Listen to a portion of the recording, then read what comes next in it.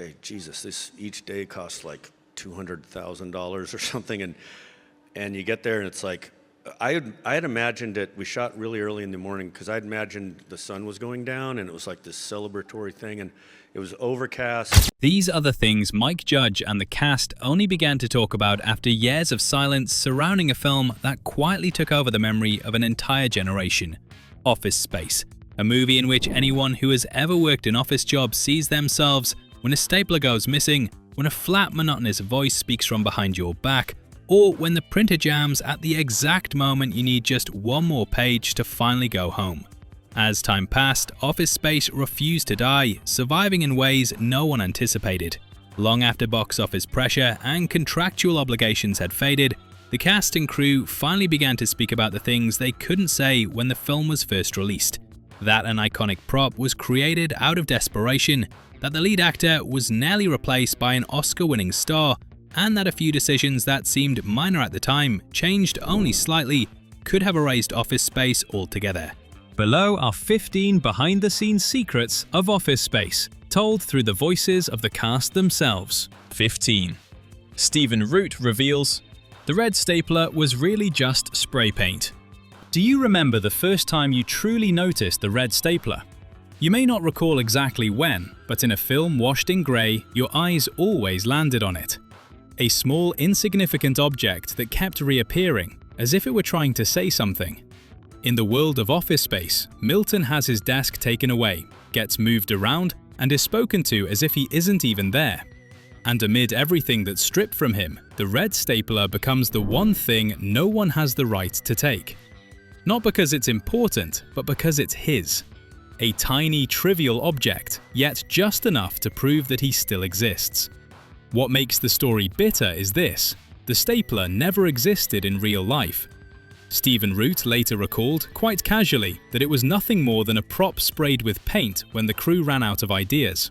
Swingline didn't manufacture a red stapler. The props department grabbed a black one, hid it with red spray paint, and placed it on Milton's desk simply because they needed something off-key in an office world that was otherwise too orderly, too correct.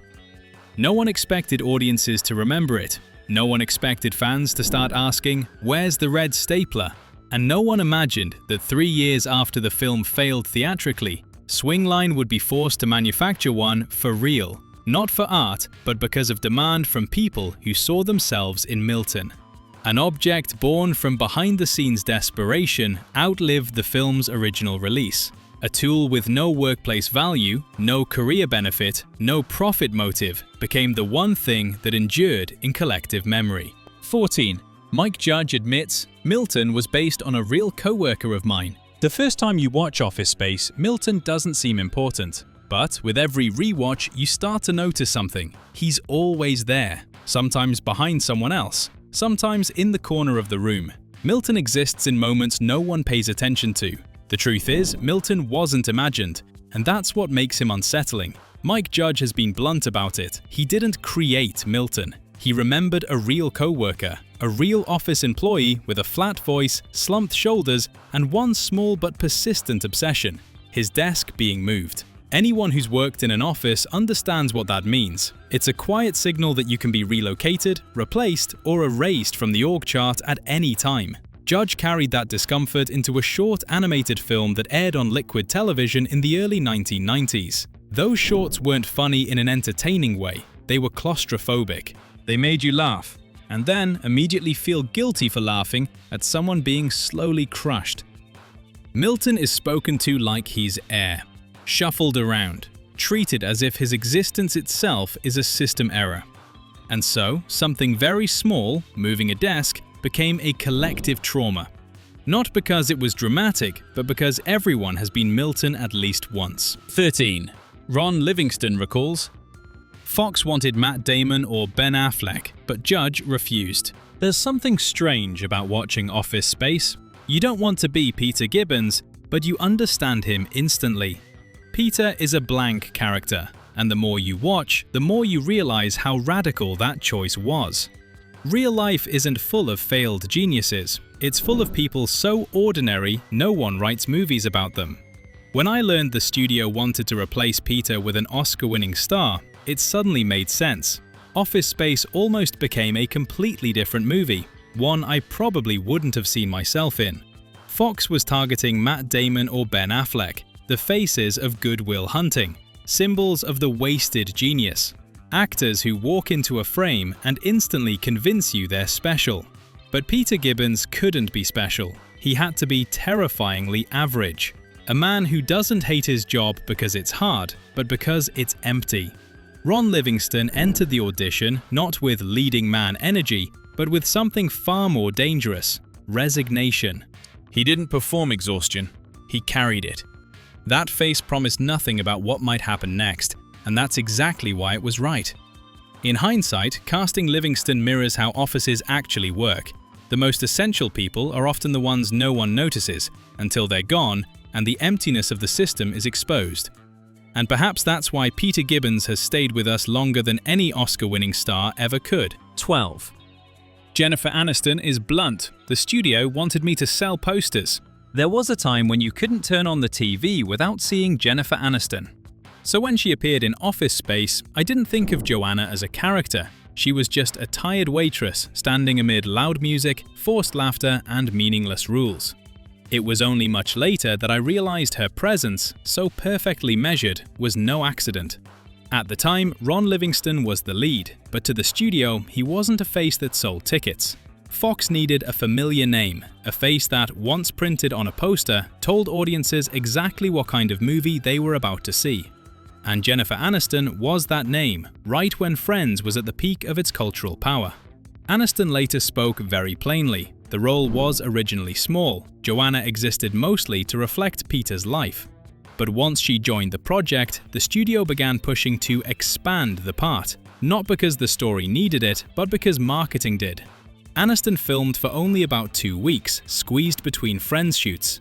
But her exhaustion didn't need to be acted. It felt like the fatigue of someone who has worked late shifts, counted down the minutes to closing time, and still had to express herself in ways defined by others.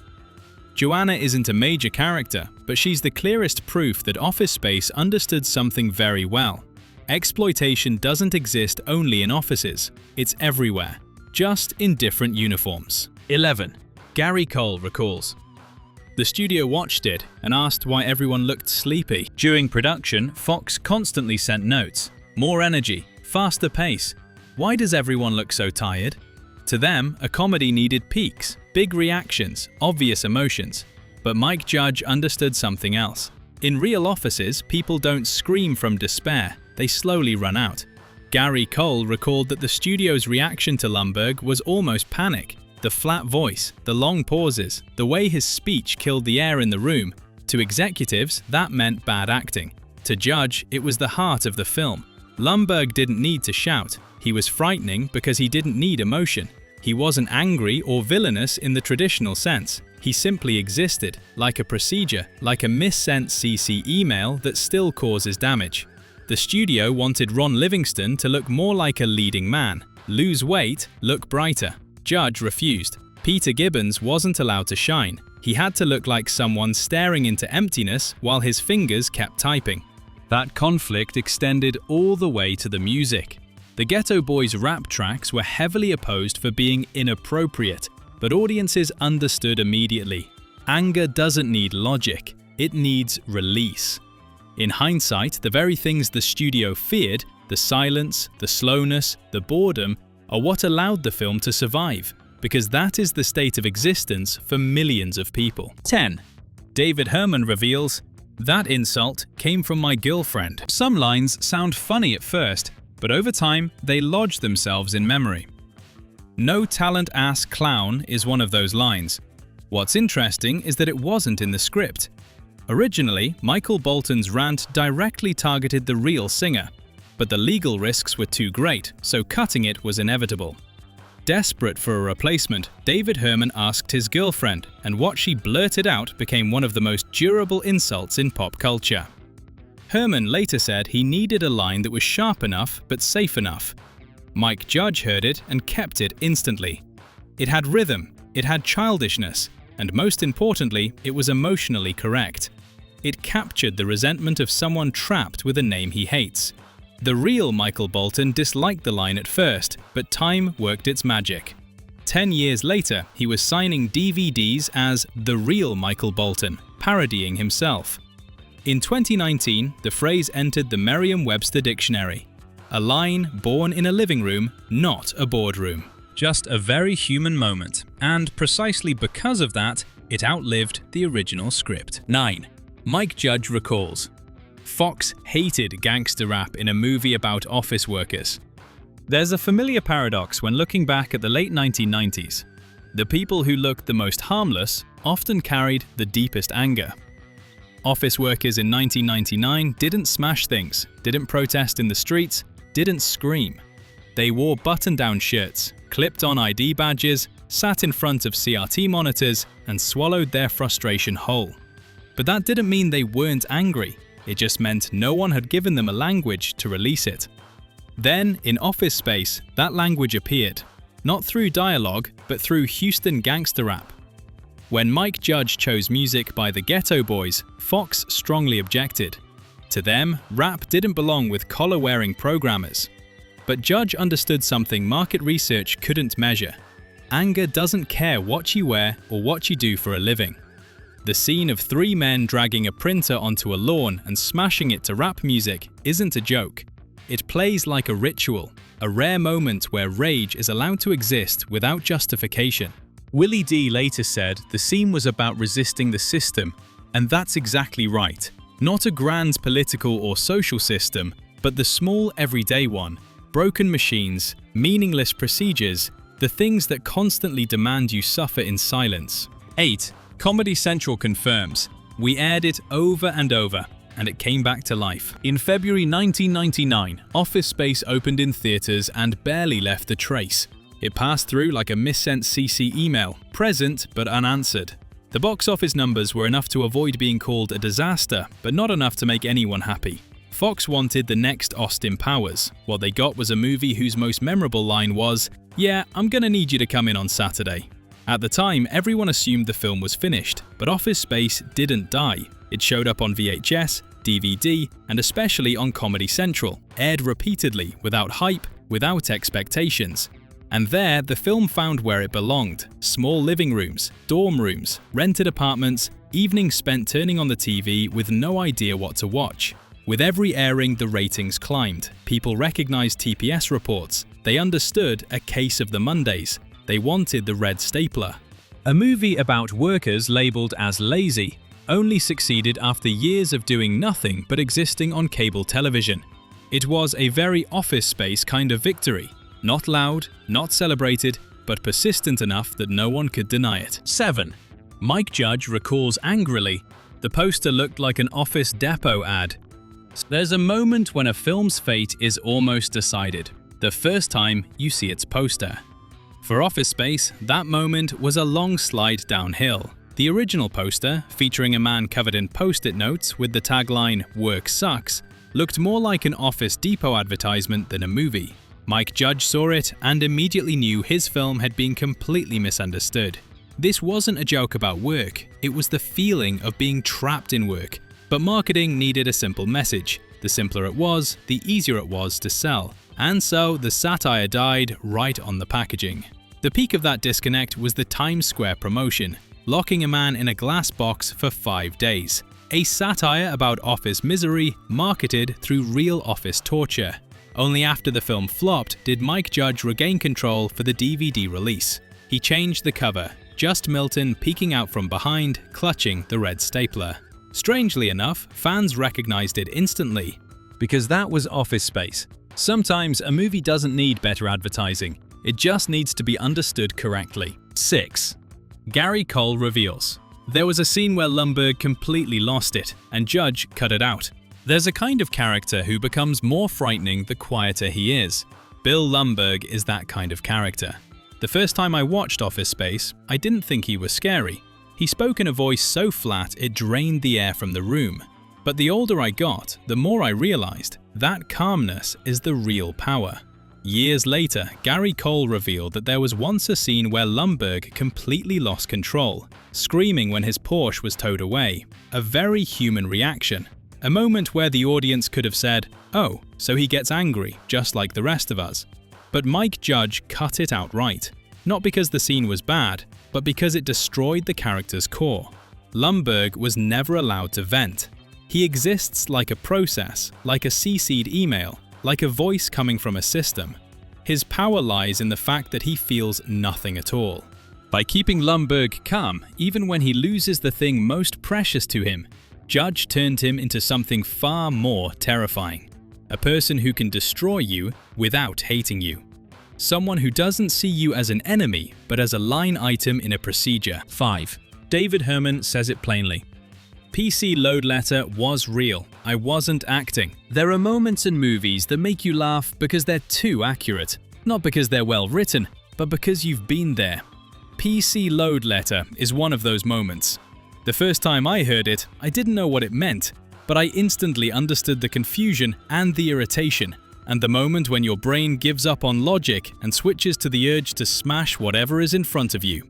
David Herman later said very clearly, that wasn't acting. The HP printer really displayed that message.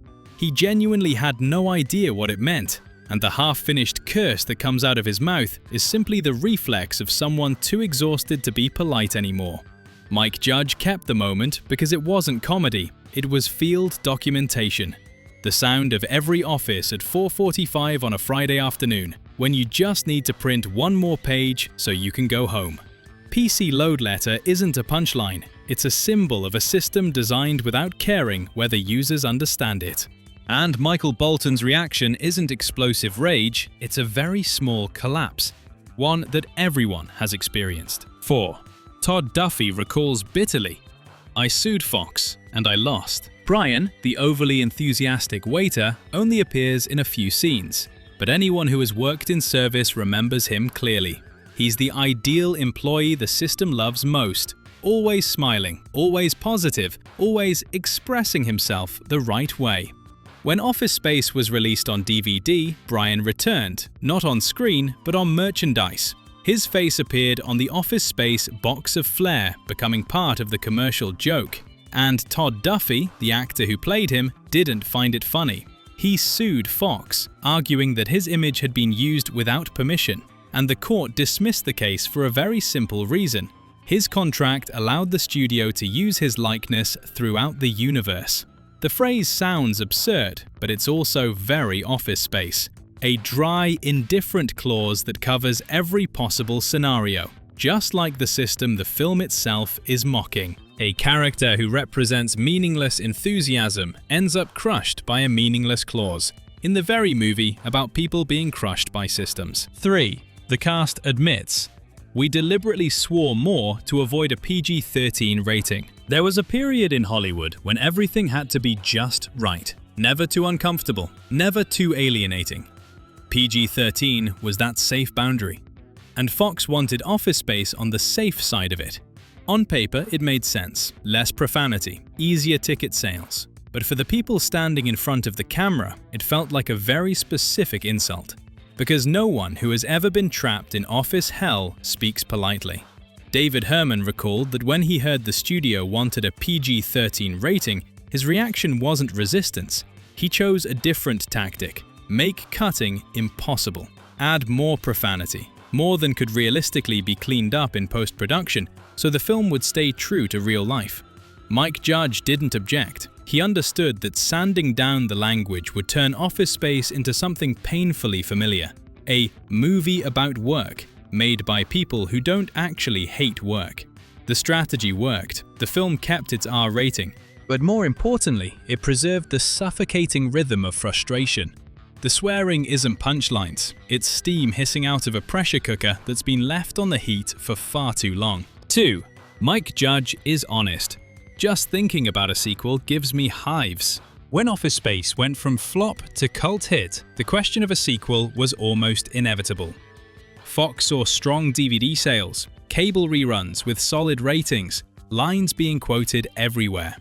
To them, it looked like a brand waiting to be exploited. But to Mike Judge, the idea made his skin crawl. He once said that just imagining going back into that process, executive notes, forced pacing, forced tone, forced more energy, triggered a physical reaction.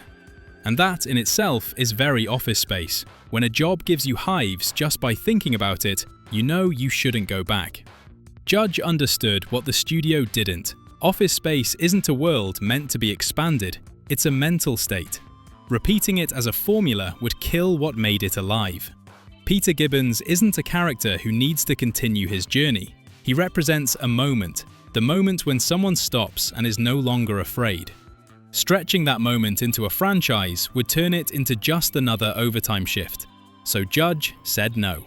And perhaps that was the most Office Space lesson he ever practiced in real life. 1. Mike Judge recalls the decisive moment.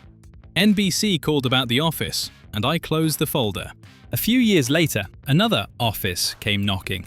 NBC approached Mike Judge about developing the American version of The Office. They sent materials along with promises of a critically beloved project. For almost anyone else, it would have been a golden opportunity. Judge read through them and stopped at one sentence. The Office succeeded where films like Office Space failed. Just one sentence. But for Judge, it was enough to shut down any possibility of collaboration, because it showed they never understood Office Space to begin with. His film didn't fail at anything. It simply wasn't designed to win by television's rules. It didn't need fast pacing or constant punchlines. It existed to reflect a feeling, one that can't be packaged into a weekly sitcom. Office Space stayed exactly where it belonged. A film that doesn't shout, doesn't try to prove its importance, but whispers long enough that people eventually listen. Office Space never tried to teach you how to rebel. It simply showed you what it feels like to stop being afraid, even for a moment. To stop believing everything is urgent. To stop believing your worth lives in reports, deadlines, or CC'd emails. And maybe that's why, more than 2 decades later, the film still lingers, not as a comedy, but as a quiet nod exchanged between people who've been tired before. If Office Space ever made you see yourself in it, even briefly, leave a comment. Which scene, detail, or line spoke to you the most? And if you want us to keep digging into films that seem light on the surface but leave marks that last, don't forget to like, subscribe, and hit the bell so you don't miss the next episode.